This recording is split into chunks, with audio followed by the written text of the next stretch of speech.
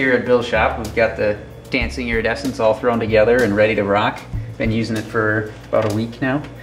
And as you can see, all this tubing up top means that I kind of changed my plans.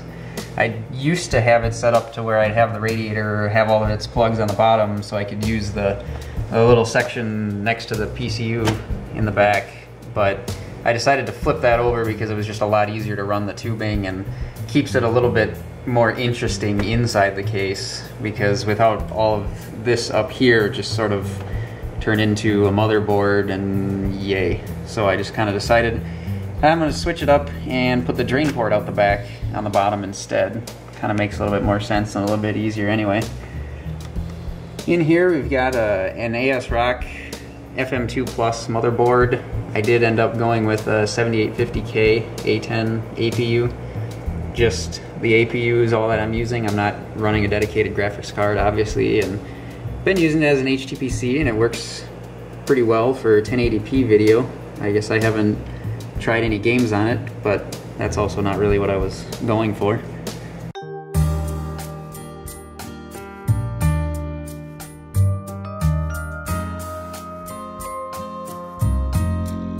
For those of you who've been following the MNPC Tech YouTube channel for a while, you might remember in Andrew's Rebel A build, Bill found the Vegas mode on Andrew's lights. Well, not to be outdone, I have Vegas mode on my lights too.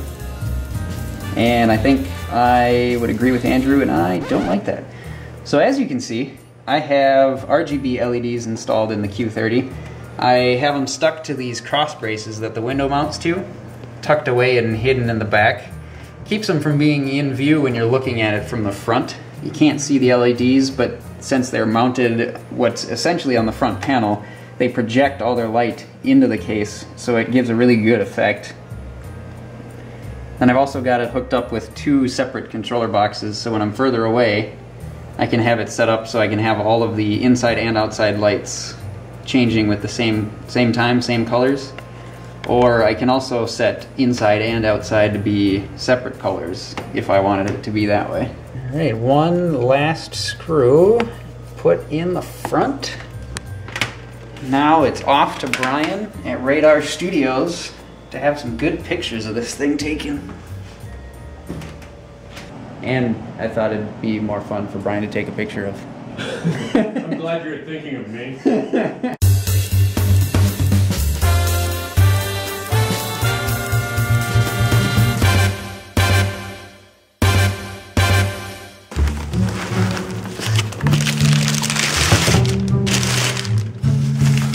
Stock cases are boring.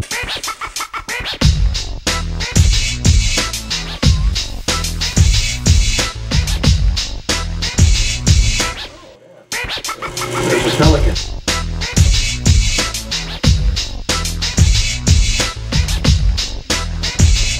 Can't leave it stock.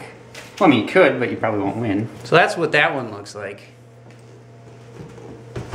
This is what mine looks like. What I want you to do is tell me what you would do to that one. I mean, it doesn't have to be this, but just tell me what you would do to this. And we'll do a little giveaway at the end of this date that Bill puts here on the bottom of the screen. And not only will he get you this case, AData was nice enough to sponsor the RAM for this build. So they've generously offered to throw in a set of RAM and a 128 gig solid state drive to go with it. Kind of your own little jump start on a mod here. So again, just let us know what you would do to this case, and we'll pick a winner.